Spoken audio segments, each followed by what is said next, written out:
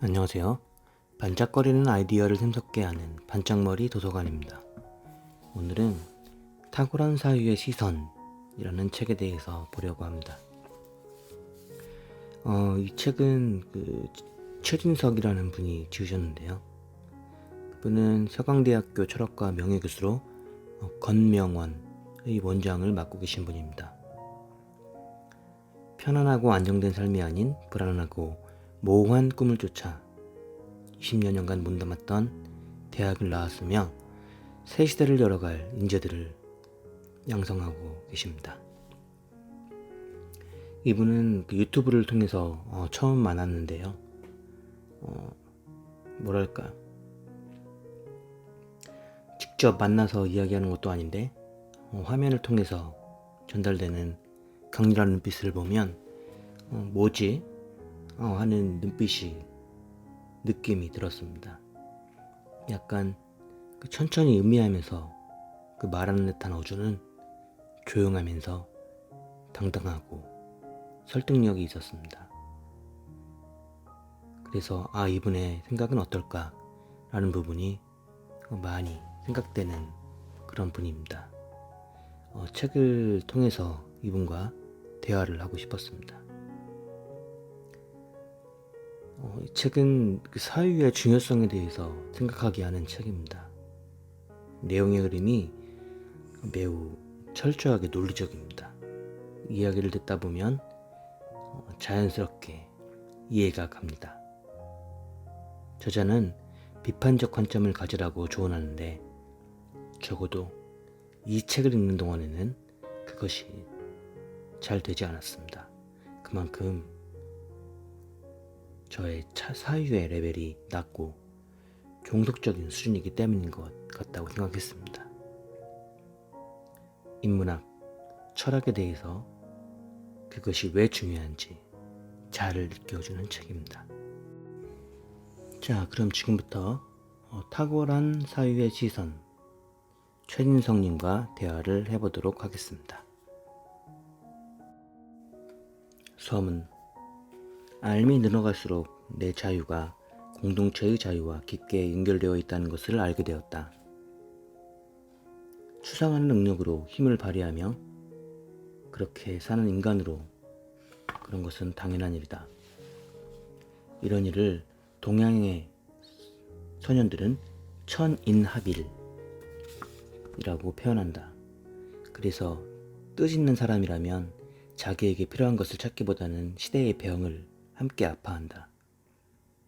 시대의 병을 함께 아파하고 고치려고 덤빈 사람들은 그런 사람들이 많은 나라는 강했고 그렇지 못한 나라는 약했다. 약하면서 강한 척하거나 약한 부분을 애써 외면한다가는 한 번이라도 제대로 살다가기 힘들다. 철학은 인간이 세계를 이해하고 관리하고 통제하기 위해서 만든 매우 고효율의 장치다. 철학이 생산되는 순간은 육체적이고 역사적이다. 거기에는 피냄새, 땀냄새, 아귀다툼에 찢어지는 음성들, 긴박한 포옹들, 망연자실한 눈빛들, 바람소리, 대포소리가 다 들어있다. 철학을 한다는 것은 자신이 서 있는 곳에서 구체적으로 울퉁불퉁한 것을 보편적으로 숭화하는 일이지 다른 데서 생산된 청백한 보편을 가져와 그것으로 자신의 울퉁불퉁함을 재단하는 일은 아니다. 자신의 삶을 철학적으로 다루지 않고 기성이 철학 이루기로만 삶을 채우려고 한다. 이런 사람들은 자신의 구체적인 삶의 현장을 철학화하지 못하고 정해진 철학을 이념화해서 그것으로 자신의 삶을 지배하고 평가한다. 윤리적이고 도덕적인 잣대를 먼저 가져다 대면 세상 전개가 위축된다. 세상에 대해서 윤리적으로 접근하는 것이 습관이 되면 넓은 이 세상에서 얼마나 좁고 비효율적으로 헤매게 되는지를 알아야 한다.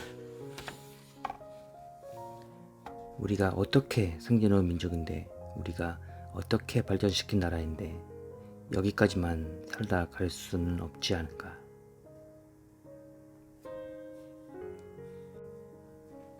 다른 사람의 한 사유의 결과를 숙지하고 내면하면서도 스스로 생각한다고 착각해왔다. 수입된 생각으로 사는 난 독립적일 수 없다. 스웨덴은 중앙은행 시스템을 최초로 시작한 나라다. 우선 제도적인 면에서 선도력을 가져본 적이 있다는 뜻이다. 스웨덴을 행복한 국가로 만든 저력은 이 선도력을 행사해본 역사적 경험에 있다. 우리에게는 아직 없는 것이다. 우리는 이것을 우리 힘으로 구축해야 한다. 이것이야말로 지금 우리가 감당해야 할 사명이다. 이 책은 크게 5강으로 되어 있습니다. 1강은 부정, 버리다. 2강, 선도, 이끌다. 3강, 독립, 홀로 서다. 4강, 진인, 참된 나를 찾다. 5강, 문답, 공유하다로 되어 있습니다. 자, 그럼 1강, 부정, 버리다를 보겠습니다. 철학의 시작은 곧 전면적인 부정이고 이것은 새로운 세계의 생성을 기약하는 일이다. 새로운 생성이란 전략적인 높이에서 자기 주도적인 시선으로 세상을 보고 스스로 자신이 나아갈 길을 결정한다는 뜻이다. 스스로 그 길을 결정하지 못하는 한 항상 종속적인 삶을 살 수밖에 없다. 그러니 우리에게는 우선 부정, 버리는 일이 필요하다. 명, 대립의 공존을 통한 철학적 자원의 사유. 우리가 처한 한계를 뛰어넘게 해주는 것이 인문적 시선이고 철학적 시선이며 문화적, 예술적 시선이다. 이 높이에서만 창의적이고 주도적인 활동이 나오기에 우리는 이 높이의 사유를 획득해야만 한다. 지금 우리에게 철학이란 무엇이고 철학은 무엇이어야 하는가? 우리가 한 단계 더 진보하기 위해서 해야 하는 가장 시급한 일은 이런 극단적인 이념 대립에 빠지는 지적 단순함에서 빠져나와 각자 자신의 벽을 넘어서는 노력을 하는 것이다. 선진국 차원으로 한 단계 상승한다는 것을 거칠게 이야기하면 철학적, 지적, 문화적, 예술적 차원으로 상승한다는 것이다. 통상 우리는 어떤 하나의 철학이 가지고 있는 이론체계나 내용이 어떻게 되는지만 묻고 따지는데 더 중요한 것은 내용이야 각기 다르더라도 그런 내용을 산출하는 철학적 높이의 시선을 가지고 있느냐, 가지고 있지 않느냐 하는 것이 더 중요한 것이다. 철학적 차원에서 사유한다는 말을 다른 방식으로 비유하면 전략적 차원에서 움직인다고 할 수 있다. 철학을 수입한다는 말은 곧 생각을 수입한다는 말과 같다. 철학을 한다는 것은 결국 가장 높은 차원의 생각 혹은 사유 능력을 발휘하는 것이다. 지금부터라도 이론적인 내용의 습득보다는 사유의 활동 혹은 사유의 높이라는 차원에서 접근하는 것을 강조해야 한다. 철학을 하는 목적은 철학적인 지식을 축적하는 일이 아니라 직접 철학하는 것이기 때문이다. 지금과는 전혀 다르면서 한 단계 높은 차원의 그 시선이 인문학적 시선이고 철학적 시선이고 문화적 시선이며 예술적 시선이다. 이 차원의 시선을 우리의 것으로 가져야만 따라하기가 선도하기로 바뀌고 흥고의 습관이 창의의 기쁨으로 바뀔 수 있다. 한국에 철학이 들어온 일을 얘기할 때는 반드시 아편 전쟁을 이야기해야 한다. 아편 전쟁은 동양에 대한 서양의 완전 승리, 서양에 의한 동양의 완전 패배를 의미한다. 아편 전쟁을 매개로 해서 동아시아는 비로소 자신에 비해 서양의 힘이 얼마나 센지를 구체적으로 알게 되었다. 호기심과 용기, 그리고 탐욕스러운 욕망이 기폭제로 작용해서 서양의 역사는 신대륙 발견부터 산업혁명에 이르기까지 매우 거칠게 내달렸다. 산업혁명이 마무리되는 시점과 아펜 전쟁의 발동 시기 혹은 이 공교로운 일식 속에는 은밀하게 많은 이야기가 담겨 있으며 이는 단순한 흥미 차원을 넘어선다. 모름지기 역사의 책임성을 가진 사람이라면 지성적인 예민함으로 그런 것들로 무장을 해서 이를 깊이 음미해야 할 것이다. 패, 서양에 의한 동양의 완전 패배. 살아있는 민족은 저주나 원망에만 머물지 않고 패배의 근원을 탐색하고 조용히 힘을 기르며 최소한 다시는 굴욕을 당하지 않으려고 몸부림친다. 조선의 역사에 중국과 일본으로부터 당한 치욕은 적지 않다. 무엇보다 임진왜란을 예로 들 수 있다. 하지만 우리는 그것을 하나의 치욕으로만 여기고 또 일본을 중화하기만 했다. 어쨌든 중국은 서양으로부터 패배를 당한 다음에 이것을 되갚기 위해 서양을 이길 수 있는 방안을 모색한다. 그리고 구국 구망하기 위해 중국의 온 민족이 함께 해내야 하는 최종 목표를 설정하는데 이것이 바로 서양 학습, 서양 배우기다. 중국인들은 변법 제강운동의 좌절을 통해 정치나 제도, 그 너머에 있을 더 근원적인 힘을 찾아 나선다. 그렇다면 더 큰 힘은 무엇이겠는가? 중국인들은 그것을 문화, 윤리, 사상, 철학으로 보았다. 그래서 이때부터 중국인들은 신문화, 신사상, 신철학 운동을 일으킨다. 어쨌든 부국강병의 가장 근저에 문화가 있었다는 것, 사상이 있었다는 것, 철학이 있었다는 것을 알게 되었다. 중국인들은 개혁의 근본적인 지점을 또다시 찾아내게 되고 1917년 신문화 운동을 일으킨다.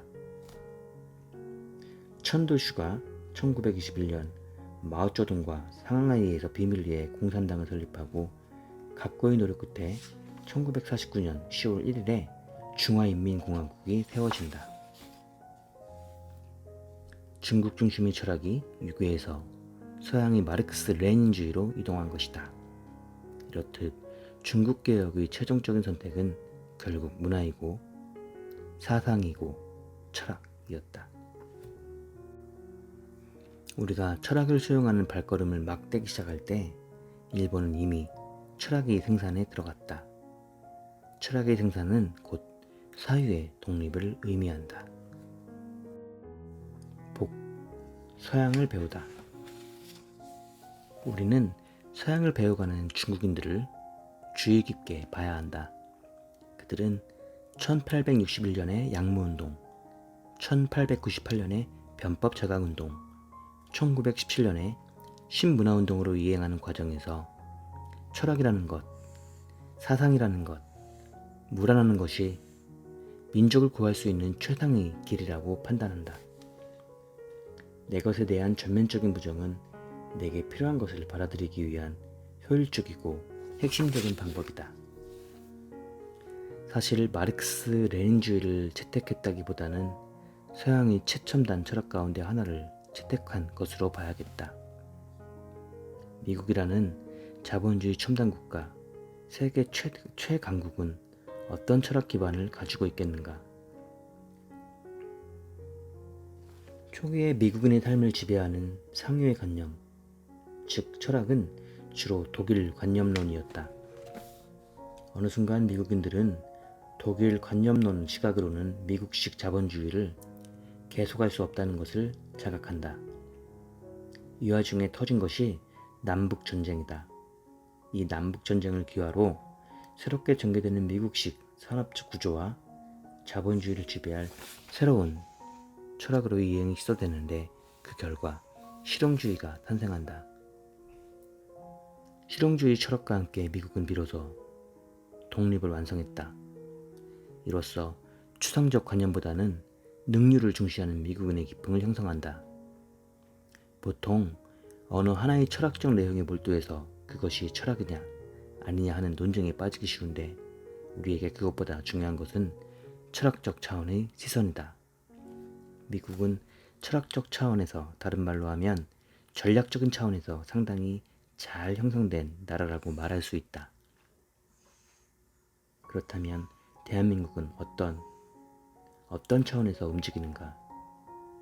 그 제도 문제와 정치 문제를 두고 각각 한쪽 입장에서 대립과 투쟁과 갈등을 몇십 년째 반복하고 있는 것이 우리의 현실이다. 문화나 철학의 차원의 사유로는 상승하지 못하고 있다. 철학적이고 문화적 높이에서 국가의 진로가 결정되어야만 진정으로 독립적인 삶이 보장된다. 지금 한국 사회에는 인문학 열풍이 불고 있다. 왜 지금 인문학인가? 바로 전술적 차원에서의 삶을 끝까지 가본 다음에 전략적 차원으로 상승하려는 필요와 욕구가 생겼기 때문이다. 인간이 그리는 무늬가 책에서 밝혔듯이 인문학이란 인간이 그리는 무늬, 즉 인간의 동선이다. 인간의 동선을 파악한 후 그 높이에서 행위를 결정하면 전략적이다. 그 차원에서라야 비로소 상상인이 창인이 하는 일들이 벌어진다. 철학적인 단계로 진입하지 못하는 단계, 즉 창의력과 상상력이 발휘되지 않는 단계에서는 무엇을 하는가? 이미 나와 있는 것들을 습득해 따라한다.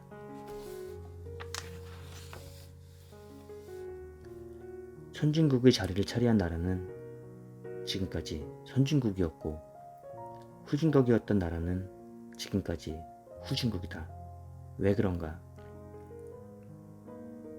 선진국은 선진국을 유지할 그럴 시선의 높이에서 운영되고 후진국은 후진국적 시선의 높이에서 운영되기 때문이다. 시선의 높이가 생각의 높이고 생각의 높이가 삶의 높이며 삶의 높이가 바로 사회나 국가의 높이다. 그렇기 때문에 후진국이 선진국으로 올라서기 그것은 그렇게 어렵다. 그렇다면 우리는 이제 어떻게 해야 할까? 우리 사회는 아직 종속적인 단계를 벗어나지 못했다. 철학적으로 종속적이라는 것이다. 그렇다면 아직은 종속적인 이 단계에서 계속 머물러 있을 것인가? 아니면 좀 더 독립적이고 자유로운 삶을 사는 단계로 넘어서려는 시도를 한번 해볼 것인가? 자기 운명의 통제권을 자기가 가지지 못하면 종속이고 가지면 독립적이다. 아베의 비정상적인 움직임을 욕하고 송토하는 것 말고 우리는 그동안 무엇을 했는가? 이제는 더 높은 차원의 전략적인 판단과 실질적인 대응을 하는 것이 필요하다. 우리는 현재 우리가 당했던 치욕 자체를 치욕으로 응시하고 전략적인 차원에서 대응하는 일을 제대로 해오지 못했다. 저주하고 한을 품는 일만으로는 부족하다. 더 이상 치욕을 당하지 않을 구체적인 방안을 실행하지 않으면 안 된다. 전면적인 반성이 필요한 시점이다. 력, 문화, 사상, 철학의 힘. 철학적인 시선을 갖는다는 말의 의미를 짚어보자. 철학적 시선이라는 것, 그것은 도대체 무엇인가? 그것은 인간이 지성적인 차원에서 발휘할 수 있는 가장 높은 시선이다. 컴퓨터가 발명되자 어떤 사람은 그 컴퓨터를 사용하고 소유하는 일에 빠지지만 어떤 사람은 컴퓨터의 사용보다도 그 컴퓨터로 인해 전개될 새로운 변화의 맥락이나 달라질 사회의 흐름에 더 큰 관심을 갖는다. 우리는 언어를 사용한다. 보통은 언어의 그런 다양한 사용에 대해서 이야기한다. 그러다가 어느 순간에 도대체 언어라는 것이 인간에게 무엇이라는 질문을 한다.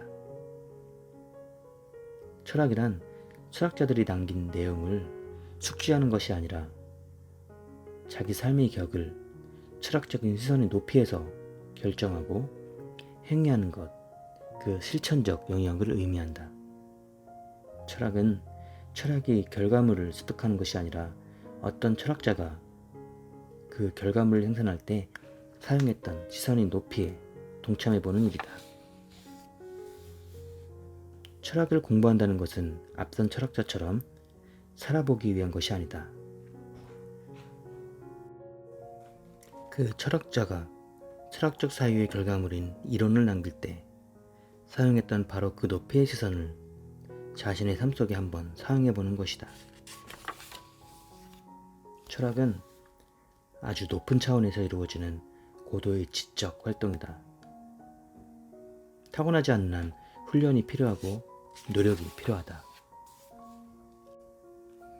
철학적 지식을 갖는 일과 철학적 시선을 발휘하는 일이 항상 일치하는 것은 아니다. 문제는 우리가 철학적인 지식에 익숙해지는 단계를 넘어서서 스스로 철학적인 높이의 시선을 발휘할 수 있느냐 없느냐 하는 점이다. 철학적인 지선은 분명 세상을 바꾸는 힘을 제공한다. 세상에 다른 흐름을 제공하기도 하고 세상을 새로운 방향으로 끌고 가기도 한다. 철학적인 지선은 새로운 세계를 여는 도전이다. 사유를 철학적인 높이에서 적동하는 일은 국가 발전에 큰 힘이 된다. 수입된 기성품으로 철학이론을 진리로 수용하는 사람들은 시선이 구체적인 현실에 닿지 않는다. 시대를 건너가는 가장 높은 차원의 시선이 바로 철학이다. 철학을 통해 자신이 튼튼해짐으로써 얻을 수 있는 가장 큰 소득은 높은 지선이다. 이강, 선도, 이끌다. 태, 새로 만들다. 자신의 시선과 활동성을 철학적 높이에서 적동시키는 그런 것이 철학이다. 한 사회의 높이를 가늠할 때는 그 사회에서 문화나 철학이나 예술이 어떤 위치에 있는지 혹은 어떤 대접을 받는지도 보기도 한다. 나는 자연과학이나 부강함이 바로 문화력에서 나온다고 본다. 행복, 인의, 자유, 사랑과 같은 덕목이 제대로 기능하는 사회의 높이가 바로 문화적이고 예술적이며 철학적인 단계이다.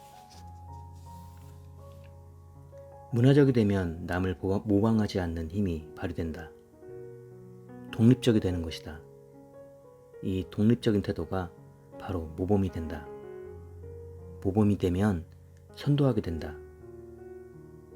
선진국은 독립적이고 전략적인 판단으로 세계를 선도하는데 이 독립적이고 전략적인 판단의 주요 자양분이 바로 철학적 지선이다.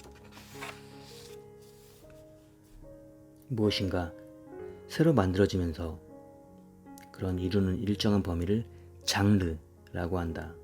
선진국은 바로 이 장르를 만든다.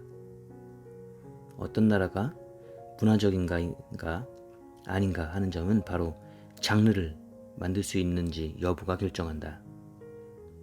장르를 만드는 나라는 문화적 차원에서 움직이고 장르를 만들지 못하고 수입한 나라는 아직 문화적이지 않다. 장르를 만들면 그 장르가 새로운 산업이 되어 경제적 성취를 이루고 경제적 성취가 힘을 형성하여 그 힘으로 앞서 나간다. 장르, 선도력, 선진은 이렇게 연결된다. 장르를 개인적 차원에서 말한다면 그것은 바로 꿈이다. 고유한 장르를 가지고 있느냐 없느냐가 그 사회의 선진성 여부를 보여주듯이 각자 개인들은 꿈이 있느냐 없느냐로 독립적이냐 아니라를 보여준다. 여러분들이 지금 고유한 자신으로 고품격의 삶을 살고 있는지 아닌지 그 여부를 알고 싶다면 바로 자신에게 물어보라. 나는 무슨 꿈을 꾸고 있는가? 꿈이 있는 사람은 선도적 삶을 산다.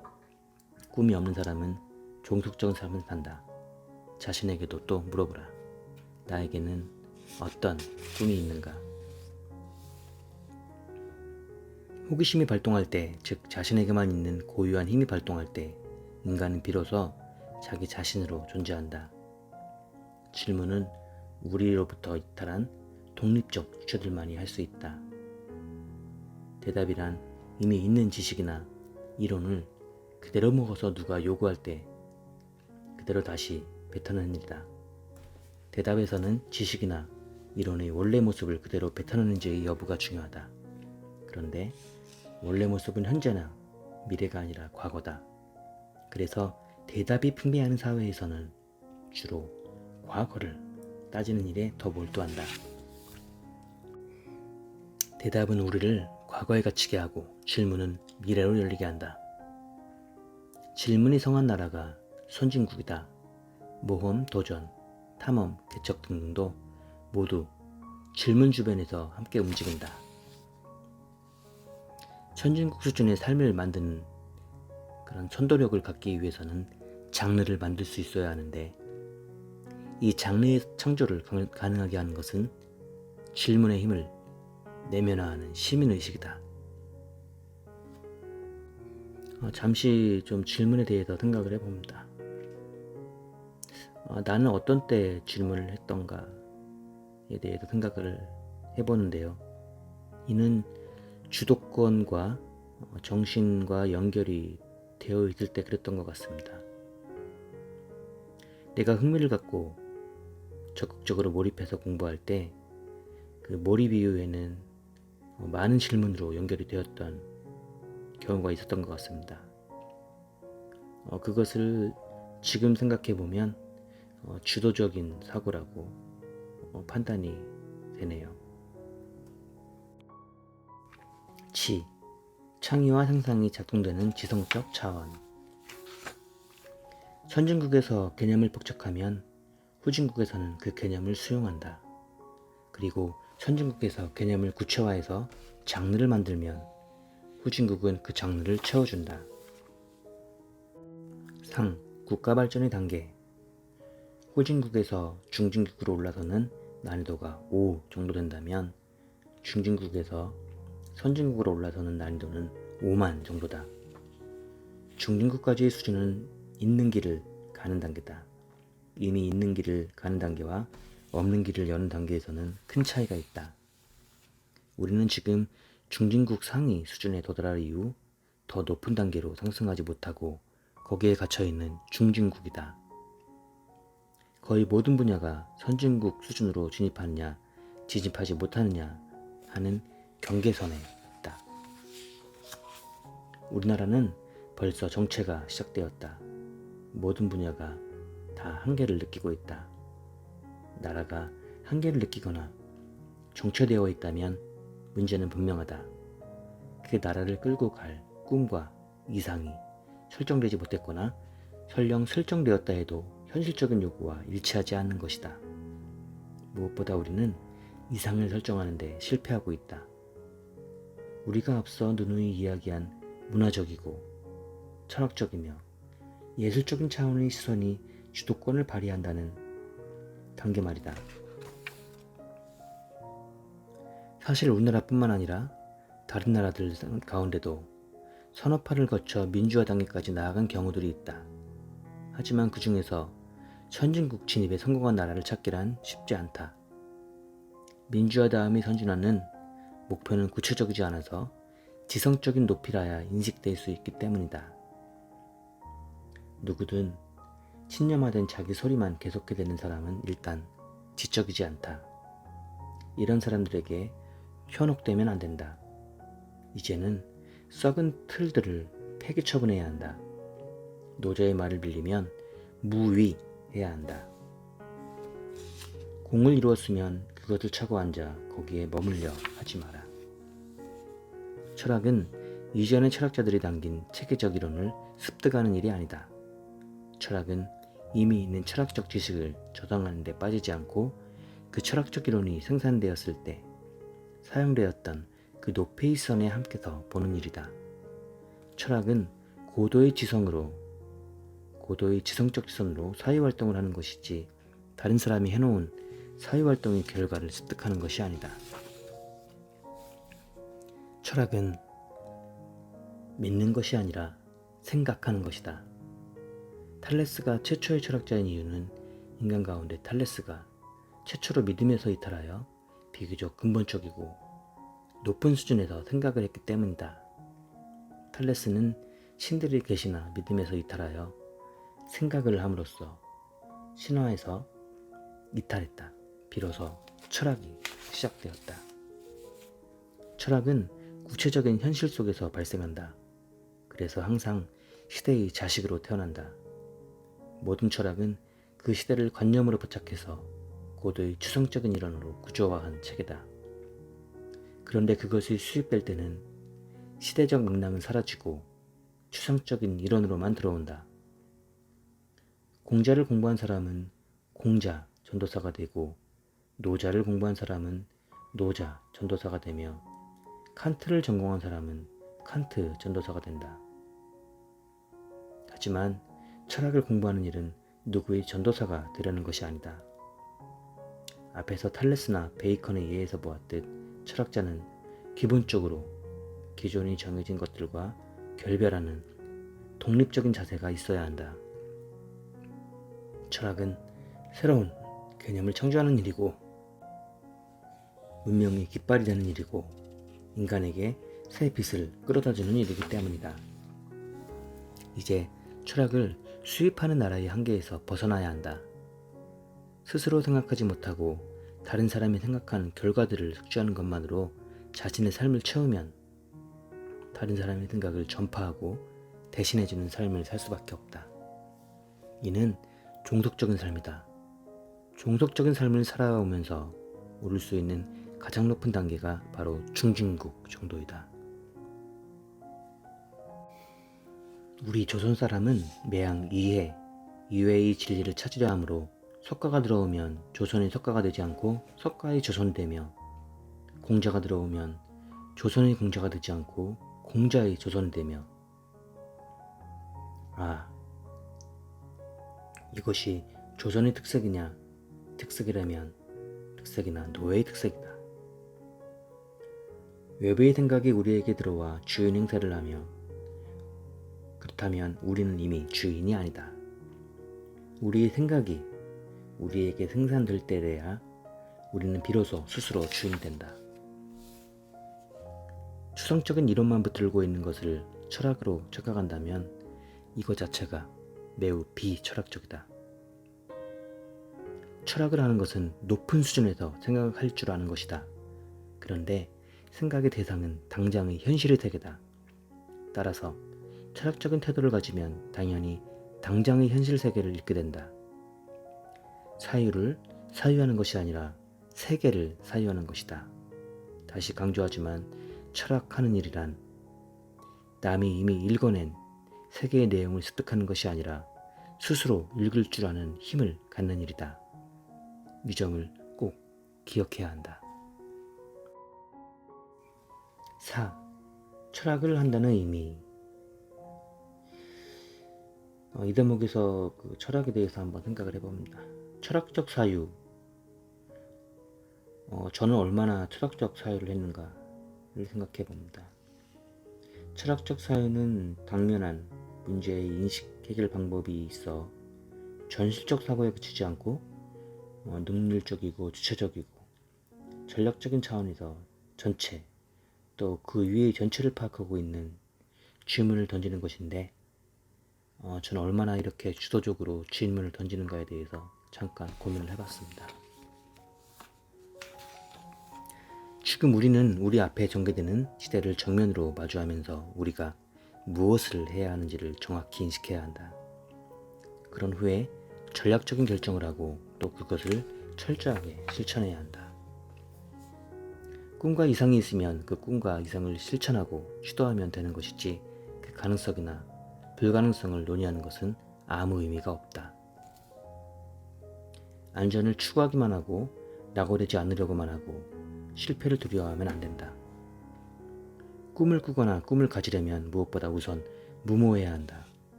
무모함을 감당할 배짱이 없이는 꿈을 꿀 수 없다. 결국은 용기다. 꿈은 있는 문법을 지키는 일이 아니라 새로운 문법을 만드는 일이다. 인류를 번영시키고 인류에게 큰 영감을 주는 창의적인 성취를 이룬 영웅들이 가능과 불가능 사이에서 시소를 탄 적이 있던가. 나는 꿈을 꿀 때 비로소 참된 나로 존재한다. 옹골찬 하나의 덩어리가 되어 차돌처럼 존재한다. 비평가나 비판가로 비켜나있지 않다. 구경꾼으로 살지 않는다. 비평이나 분석에 빠지는 제3자적인 태도로는 주인으로 살 수 없다. 지금은 인류 비평가나 인류 분석가보다도 이류라도 좋으니 1인칭 참여자들이 필요하다. 건명원의 성공 여부도 이와 같을 뿐이다.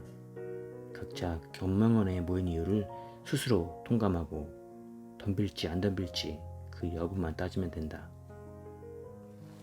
나는 지금 어떤 꿈을 꾸고 있는가? 나의 삶이 내 꿈을 실현하는 과정으로 되어 있는가? 아니면 해야 하는 일들을 처리하는 과정으로 되어 있는가? 꿈이 없는 삶은 빈 껍데기일 뿐이다. 나의 꿈에 대해서 한번 생각을 또 해봅니다.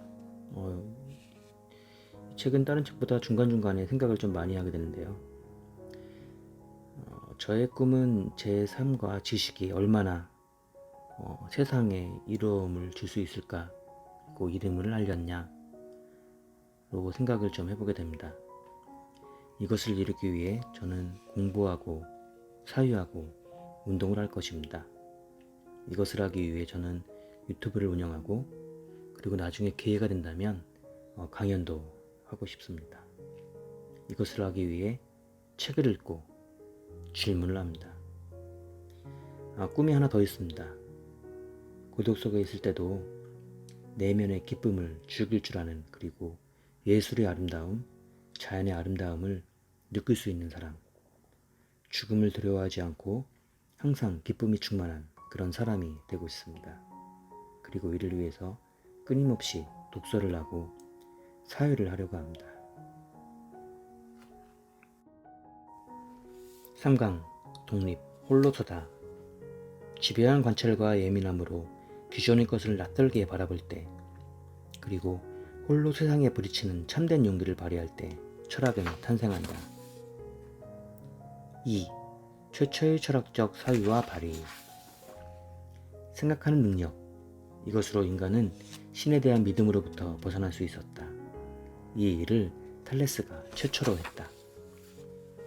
기존의 믿음을 벗어나 인간이 독자적인 생각과 관찰의 능력을 발휘하는 방향으로 점점 사유의 주도권이 이동하고 있다.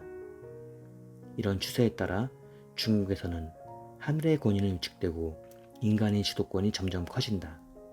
이런 사유의 이동과 과정 속에서 특출하게 등장한 인물이 바로 노자와 공자다.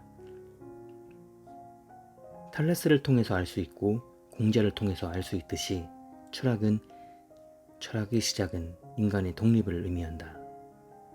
신으로부터의 독립이다. 인간이 신으로부터 독립했다는 말은 인간이 믿음의 세계에서 생각의 세계로 넘어왔음을 뜻한다. 이것을 또 미토스의 세계에서 로고스의 세계로 이동한다고 말할 수 있다.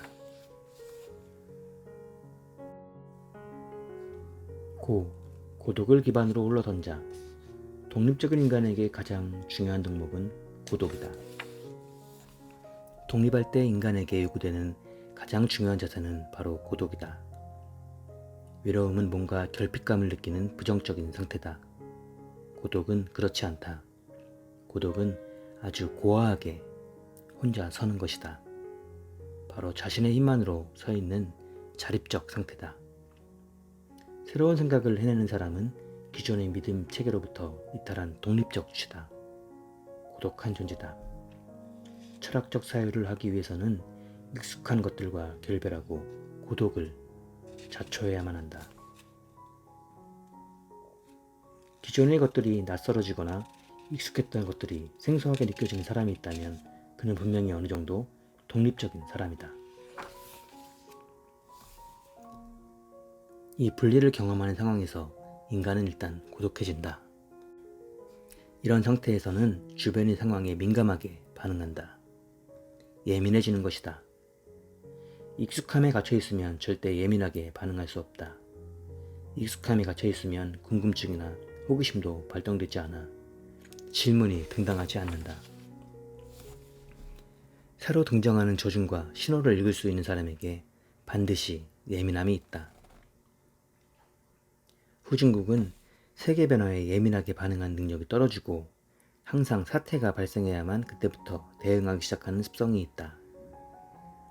역사를 주도적으로 전개해본 경험이 있거나 그런 의지가 있는 나라는 매사에 좀 과도할 정도로 예민하게 반응한다. 우리는 무엇보다도 종속성을 벗어나야 한다. 선도력이나 선진성이나 창의성 등은 바로 종속성을 벗어난 데서만 꼽힐 수 있다. 자신만의 능력으로 세상에 질문을 제기함으로써만 가능하다는 말이다. 위대한 존재는 주위 모두가 다 잔치를 벌이듯 떠들썩하고 즐거워하는 상황에서도 거기에 함께 묻히지 않고 이탈하여 자신에게만 있는 비밀스러운 내면을 지킨다. 익숙한 자신으로부터 벗어나는 이것이 자기로부터의 이탈이다. 독립을 잃은 자기는 단절과 고립의 힘을 통해서 비로소 종속성을 깨닫고 거기에서 벗어난다. 자기를 확산하는 활동이 시작되면 비로소 창의적이고 생산적인 연결도 덩달아 시작된다. 독립은 분명 연결과 대척점에 있지 않고 오히려 창의적 연결을 가능하게 한다. 스티브 잡스는 창의성은 연결이다 라고 했다. 이질적인 것들에서 유사성을 파악한 후 그 유사성을 근거로 상호 교방시켜 접촉해보는 일이 연결이다. 독립적 주체는 자신의 독립성을 확보하기 위해 우선 단절을 감행한다. 단절을 해야 새로운 관념의 연결이 비로소 가능해진다. 창의성은 기존의 정해진 관념과 과감하게 단절한 독립적 주체만이 할 수 있다. 기존의 것과 단절한 주체라야만 연결할 수 있다. 시, 관찰과 몰입. 독립적인 인간은 대답에 빠지지 않고 질문한다. 질문을 가능하게 하는 힘은 각자의 내면에 있는 궁금증과 호기심이다. 호기심이 큰 사람은 관찰을 하고 호기심이 작은 사람은 하지 못한다. 관찰을 유지시키는 힘, 그것이 바로 집요함과 몰입이다. 인생의 승패는 자신을 이 몰입의 단계까지 집요하게 끌고 갈 수 있느냐, 없느냐가 좌우한다. 고독하고 독립된 상태에서 그 사람에게 하는 힘, 그것이 궁금증과 호기심이다. 이것이야말로 탁월함으로 인도하는 원초적인 힘이다. 고독을 자초하는 독립적 주체가 궁금증과 호기심을 가지고 어떤 것을 집요하게 관찰하면 그것이 새로운 모습으로 등장하며 관찰자는 심리적으로 동요하게 되는데 이것이 경이이다. 경이는 익숙함과 결별하는 확실한 신호다. 독립과 고독은 이때 완성된다. 고독도 스스로 자처한 것이다. 즉 기존의 지식과 이론에 근거해서 대답만 하는 것이 아니라 기존의 모든 것들과 결별하고 낯설어지는 실험을 감행한다. 철학은 여기서 출발한다. 용, 기존의 것과 불화를 자처할 수 있는 용기. 참 인간은 오리무중 속에서 홀로 조화로운 소리를 듣는다. 장자는 계속 홀로라는 부사를 사용한다. 창조적 탁월함은 기존의 것들을 불편하게 느끼며 비로소 시작된다. 철학적 수준의 사고를 하려면 독립적 주체로 우뚝 서야 한다. 독립적 주체는 불안을 편안으로 바꾸려 하지 않고 불안 그대로를 감당한다. 우리가 쉽게 믿음 속으로 빠져드는 이유는 그렇게 하면 편하기 때문이다. 탁월한 인간은 항상 다음이나 너머를 꿈꾼다. 우리가 독립을 강조하는 이유도 독립으로만 다음이나 너머를 기억할 수 있기 때문이다. 무엇보다 중요한 것은 생각이 기존에 있는 모든 합리성으로부터 이탈하더라도 두려워하지 않을 용기다. 합리성에 집착하기보다는 꿈을 꾸자. 꿈은 언제나 이룰 수 없는 것처럼 보인다. 이미 있는 관점들로 명료하게 해석되어 합리적으로 보이거나 이룰 수 있는 것처럼 보인다면 그것은 이미 꿈이 아니다. 하나의 지향점을 발견하고 자신의 인생을 거기에 투입해도 좋겠다는 결정을 내렸다고 해보자. 고려해야 할 일이 무엇인가? 거기에 몰입하는 일 외에 따로 고려할 것은 존재하지 않는다. 내가 하고 싶은 것이 우연한 객기에서 나온 것이 아니라 어느 정도의 단련을 거쳐서 나온 판단이라면 그 다음은 좌고 우면할 것이 없다. 그냥 하면 된다. 우리는 희망과 꿈을 실현하는 데만 초점을 맞추면 되지 그것의 성공 여부에 대한 관심을 지나치게 가질 필요는 없다. 꿈과 희망이 어떤 결과를 가져올지는 사실 누구도 분명하게 알 수 없다. 과거의 틀을 가지고 미래를 결정하면 안 된다. 꿈에 대한 합리적이고 분명한 예측을 하고 평가를 내리는 순간 꿈의 동력은 오히려 상실된다. 이론은 사유가 아니라 사유의 결과물이다. 철학적 사유는 직접 세계 속에서 문제를 발견한 일이다. 사유의 결과물인 이론에 갇히면 사유의 대상인 세계에 직접 도축하려는 용기가 약해진다. 철학적 사유는 기본적으로 세계를 사유하지 사유의 결과를 사유하지 않는다. 우리는 사유 그 자체에 매몰되지 않고 자신만의 높은 수선으로 세계와 직접 접촉할 수 있어야 한다. 진인, 참된 나를 찾다. 창, 홍고의 기풍에서 창의의 기풍으로 이동.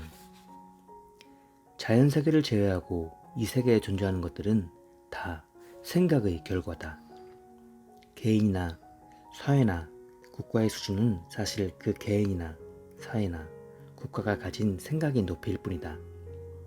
생각의 높이가 시선의 높이를 결정하고 시선의 높이가 활동의 높이를 결정하며 활동의 높이가 삶의 수준을 결정한다. 결국 생각의 높이가 세계의 수준을 결정한다. 자신의 개성을 유지하고 독립적인 삶을 사는 일은 이 편안함과 안전함에 빠지지 않고 다가오는 불안과 고뇌를 감당하며 풀릴 길이 보이지 않는 문제를 붙들고 계속 파고들어야 한다. 이것이 지적인 부지런함이다.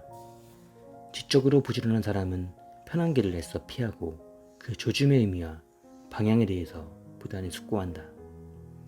창의적 결과나 독립적 활동은 지적으로 부지런한 사람에게만 가능하다. 지적으로 부지런하면 정해진 판단에 머무르지 않고 어떤 현상이 감추고 있는 진실을 향해 계속 돌파해 들어간다. 홍고의 기풍을 벗어나 창의의 기풍을 세운다는 것은 이렇듯 지적인 게으름을 벗어나 지적인 부지런함을 회복한다는 의미다. 살, 기존의 가치관을 모두 벗어 던진다. 종속적 주체는 비록 주체는 주체지만 아직 피해 지배 상황을 벗어나지 못했다. 진정한 의미에서 독립성을 갖춘 주체라고 하기 어렵다. 푸코는 이런 종속적 주체를 벗어나 능동적 주체가 되어야 한다고 주장한다. 능동적 주체란 무슨 의미인가? 자기만이 자신이 주인인 주체이다. 지적으로 게으른 사람은 확립된 가치나 이념에 사로잡혀 그것들을 반성 없이 그대로 적용하고 지적으로 부지런한 사람은 이미 확립된 가치나 이념을 넘어서려고 노력한다. 자신이 주인으로 사는 개방적인 자아는 사회와 충돌을 빚을 것처럼 보이지만 변화하는 사회의 흐름과 함께할 수 있는 능력이 있어 오히려 사회를 개방적인 방향으로 진보시킨다. 덕, 나를 나로 만드는 힘. 태연 자악한 사람은 외부의 어떤 자극에도 자신만의 흐름이나 결의 동요를 일으키지 않는다. 경쟁 속에서는 누구도 자신으로 존재할 수 없다. 그래서 모두가 다 자기 자신으로부터 소외되어 있다. 승리자나 패배자나 모두 행복할 수 없는 이유다. 분명 자약한 사람만이 행복할 수 있다. 자신의 존재감이 항상 자신에게서만 확인되기 때문이다. 자약하면 이미 존재하는 경쟁의 틀 속으로 들어가려고 급급해하지 않고 자신의 의도에만 집중한다. 나무닭은 자기가 자기로만 존재하는 상태를 말한다. 자신을 자신으로 세우지 않고 자신 이외의 것을 자신의 상태로 세워놓는 한 그 사람은 항상 경쟁 속에서 살 수밖에 없다. 절대적 높이를 가진 자는 외부에 반응하는 것을 자기 업으로 삼지 않는다. 자기를 이기려 하지 타인을 이기려 하지 않는다. 자기 게임을 할 뿐이다. 태연 자약한 태도다.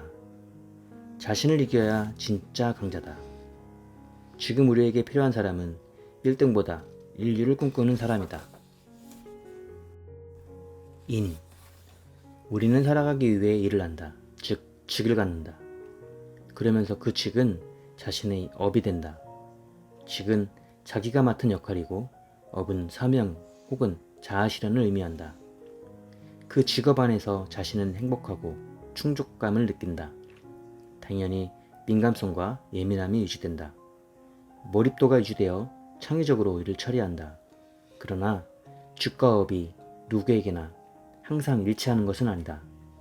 자신이 맡은 역할은 그저 생계를 유지하거나 돈을 만드는 수단으로 전락한다. 사회가 낡고 병들면 많은 사람들이 직업인이 아닌 직장인으로 만족한다. 하지만 자신이 맡은 직을 업으로 생각하는 사람은 돈 몇 푼에 영혼을 팔지 않는다. 부패하지 않는다. 그리고 몰입할 수 있다. 창의적인 도전을 할 수 있다. 여러분은 지금 직장인인가? 아니면 직업인인가? 이것은 결국 내가 나로 존재하느냐, 그렇지 못하느냐의 문제이다. 문답, 공유하다, 논, 사유의 높이를 나누다. 타고난 사람은 논변에 빠지지 않는다. 논변에 빠진 사람은 탁월하지 않다. 대부분의 논변은 각자 자신의 관점을 정당화하는 데 사용될 뿐이다. 그렇기 때문에 지성적인 사람은 논변에 빠지지 않는다. 논변을 넘어서거나 논변을 압도하는 빛을 보여주려 노력한다. 좋은 질문 자세란 무엇인가? 자기 관찰과 자기 의도가 들어가도록 하는 것이다. 주도권 없는 질문이 반복된다면 자기 주체성은 생기지 않는다. 제3자 입장에서 말하기보다는 나의 입장을 부각시켜서 나는 어떻게 하고 싶은가? 혹은 나의 관점은 어떠한가? 라는 의지를 현행시키는 자세를 가지는 것이 좋다. 처음으로 공부가 재밌다는 것을 자각한 순간 나는 내가 새로운 사람이 되어가는 것을 느낄 수 있었다. 위대한 어떤 단계는 아니지만 그 이전과 조금이나마 달라져 간다는 것이 나 스스로에게는 매우 큰 사건이었고 일종의 축복이었다. 이런 일이 왜 나에게 일어났을까? 어떻게 이런 축복이 나에게 찾아왔을까? 나는 이렇게 생각한다. 그것은 자신에게 진실한 순간을 피하지 않고 대면한 사람에게 우주, 대자연이 주는 선물이라고. 자신에게 정말 진실하면 우주 대자연이 주는 선물이 있다고 말이다. 참된 사람이 있고 난 다음에야 참된 지식이 있다. 사람이 달라지면 세계를 보는 눈이 달라지고 세계를 보는 눈이 달라지면 삶에 대한 관점도 달라지며 그에 따라 사람의 태도도 달라진다. 행위, 다음의 절차를 궁금해하기보다는 직접 무엇인가를 하는 편이 낫다. 실행하지 않고 궁리만 하다가는 어느 순간 저 멀리 뒤처져 있는 자신을 발견하게 된다. 자신이 형편없이 느껴진다면 무엇을 해야 할까? 자기 자신을 형편없다고 생각하는 이유는 그 기준이 외부에 있기 때문이다. 다른 사람보다 더 나아지겠다는 생각을 버려라. 오직 자신과만 경쟁하라. 어제의 나보다 오늘의 내가 더 나은지만 자세히 살피라. 공. 철학적 삶을 공유한다. 인생에는 선물이나 해금 같은 게 그런 단계가 있다고 말한 근거는 무엇인가? 흙을 쌓아 산을 이루면 바람과 비는 거기서 저절로 생겨난다. 흙을 쌓아 산을 이루는 일은 하지 않고 비와 바람만을 얻기만 기대하면 안 된다. 탁월함을 추구하고 덕을 이루면 마치 행운이나 선물처럼 신명한 통찰력이 생기고 성인의 마음이 덩달아 갖춰진다. 정말 진실하고도 성실하게 흙을 쌓고 산을 이루고 있는지, 정말 진실하고도 성실하게 물을 모아 연못을 이루고 있는지, 정말 진실하고도 성실하게 탁월함을 추구하고 덕을 이루고 있는지 그것만을 예민하게 경계하며 살아야 한다. 적토성산하지 않고는 그 어떤 것도 이룰 수 없다는 것이다. 내면을 두텁게 준비하는 과정이 적토성산이다. 상상력이나 창의력은 적토성산 이후에 얻어지는 행운이나 선물이다. 카리스마는 발휘하는 게 아니라 내면에서부터 드러나는 것이다. 자신의 사명을 발견하고 거기에 몰두하는 일이 적토성산이다. 그리고 의도하지 않아도 주어지는 행운이나 선물이 바로 카리스마다.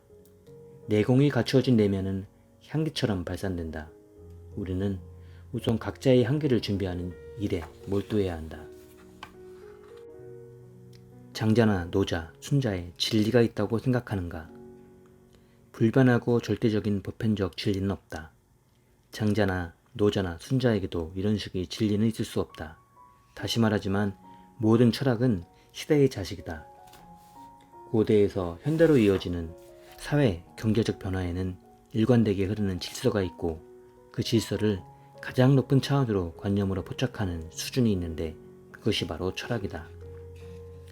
고전에 있는 진리적인 것들이 당시의 구체적인 세계와 어떤 유기적 연관성 속에서 형성되었는지 그것을 이해한 후 자기가 살고 있는 세계에 유기적으로 인식될 수 있는 시대의식을 가질 수 있어야 한다. 정전에 있는 진리를 묵수하는 것이 진리를 대하는 태도가 아니다. 생각의 결과를 배우는 것이 철학이 아니라 생각을 할 줄 아는 것이 철학이다. 자기만의 진리를 구성해보려는 능동적 활동성이 진리를 대하는 태도다. 이 책은 좋은 책은 사람을 변화시키고 행동하게 한다고 합니다. 어떤 책을 읽으면 줄거리는 생각이 당연히 나죠. 날 수 있고 그것에 대해서 적용해 봐야겠다라는 생각을 하는데 이 책은 자연스럽게 그 내용들이 머릿속에 들어오면서 내가 왜 생각을 해야 하는지 그리고 철학적 사유의 중요성은 뭔지 그것에 대해서 느끼게 해주고요. 그런 의미에 있어서 생각을 변화하게 하기 때문에 행동에도 영향을 줄 수 있다고 생각합니다. 올해 읽은 책 중에 거의 3손가락에 안에 들어가는 좋은 책인 것 같고요. 여러분들도 꼭 읽어보시기를 바랍니다.